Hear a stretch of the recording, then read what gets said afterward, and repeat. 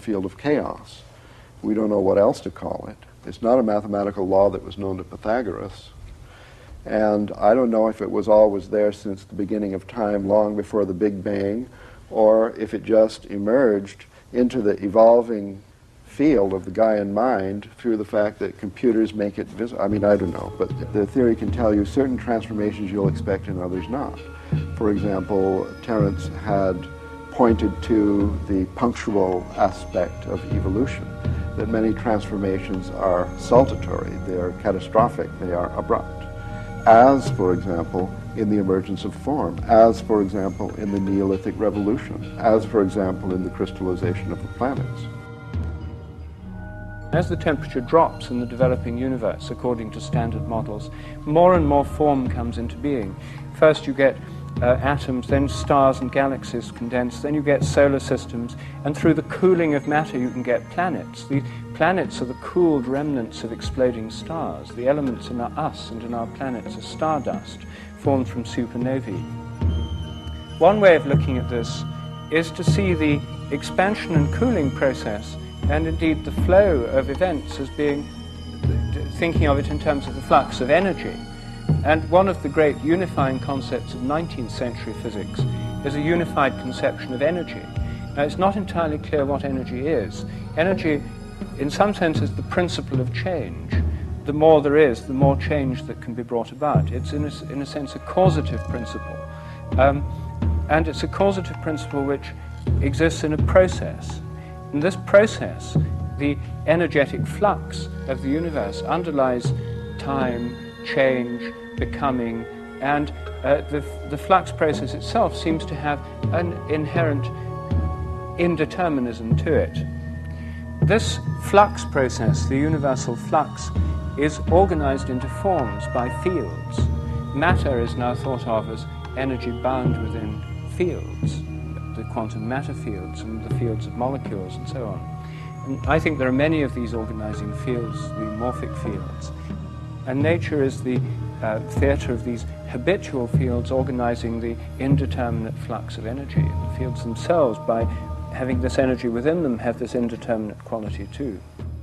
So even organized systems of a high level of complexity still have this probabilistic quality. The fields that organize this energy to give rise to material and physical forms are themselves probabilistic. Chaos is never eliminated. There's always this indeterminism or spontaneity at all levels of organization.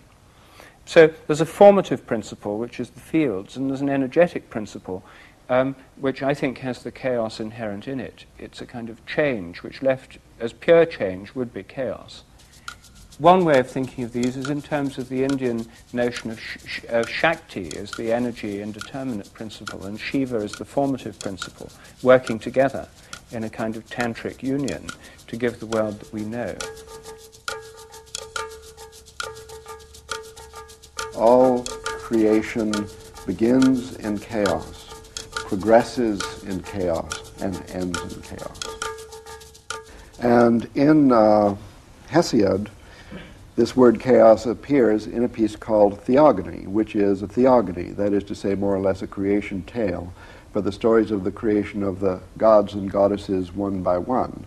Well, they're not gods and goddesses, really, they're abstract principles. And the three main ones are chaos, Gaia, and Eros. And they're the most abstract, earliest proto-concepts of sky, earth, and the creative tension in between. Now, the meaning of chaos, the first time the word appeared in literature, has got nothing whatsoever, apparently, superficially, to do with what we mean by chaos in the English language and in ordinary life. It meant only, to Hesiod, according to the lexicon, the gaping void left, sort of the gaping void between heaven and earth, out of which the creation came. So creation out of chaos, yes, but the chaos did not mean disorder or anything negative, it only meant this gaping void. Well, after understanding that, you look up, you think of these different interpretations, sky, God concept, the gap in the opening and so on. When you look at the sky, the most obvious chief characteristic feature of the sky is the Milky Way, and it does appear as a kind of a gap between this and that. The royal road of the gods traveling between the underworld and the overworld.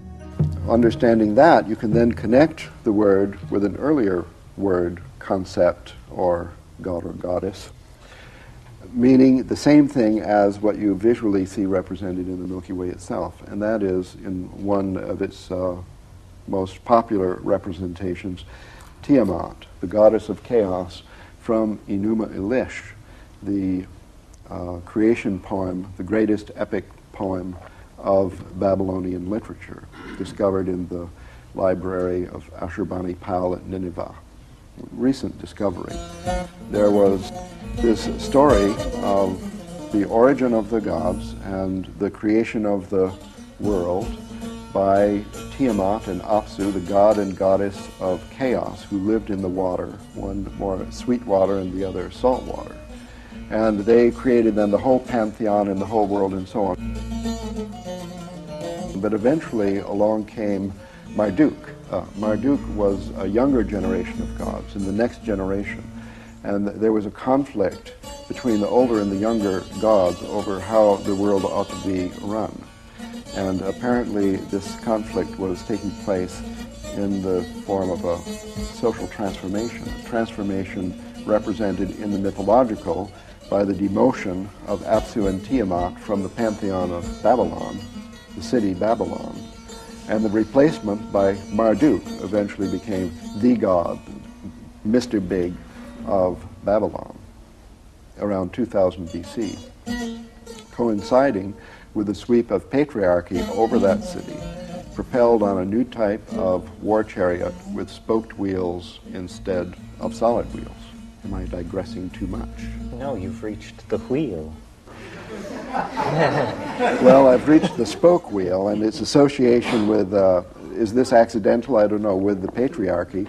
And the fact that the wheel itself, as a mathematical model, is the paradigm of order, a divine mathematical form, according to Plato, as the planets were supposed to move before Kepler, who introduced the ellipse. Fantastic transformation, punctual catastrophe in the history of consciousness.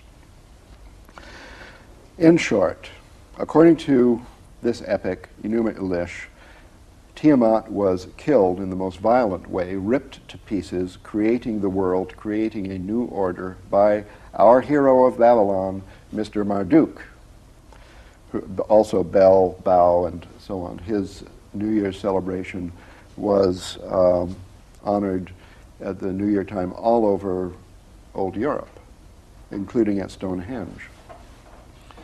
At the New Year's festival, this epic poem was read. So annually was the reminder that chaos is bad, chaos has been killed, chaos has been replaced by order, an order associated with perfect periodic, the wheel, the cycle, the perfect roundness, and so on. Whereas in Minoan Crete, you find, according to the evidence of the excavators and all who have examined the artworks that remain, a long-lasting fluorescence of partnership culture with no domination by a male god. It's established that there's the diffusion from Crete to Greece, and the last remainder of the Cretan culture, which is a very interesting one, it must have been sort of the last vestige of the Garden of Eden. We're talking about a tremendous happiness and fluorescence of beauty in all aspects of life. The importance of the chaos revolution now is that chaos has recovered from being demoted, from being banished to the unconscious in around 2000 BC or so, from then up to now 4 or maybe 5,000 years of the repression of chaos. I mean, chaos is, to this day in our culture, a bad word. We have to watch out for chaos. It ruins your love life. It has to be replaced by order. Scientists most especially hate it, and so on. The fact that scientists, of all people, in the temple of science, that Tiamat has to be accepted as a friend and replaced upon her throne, This is big news.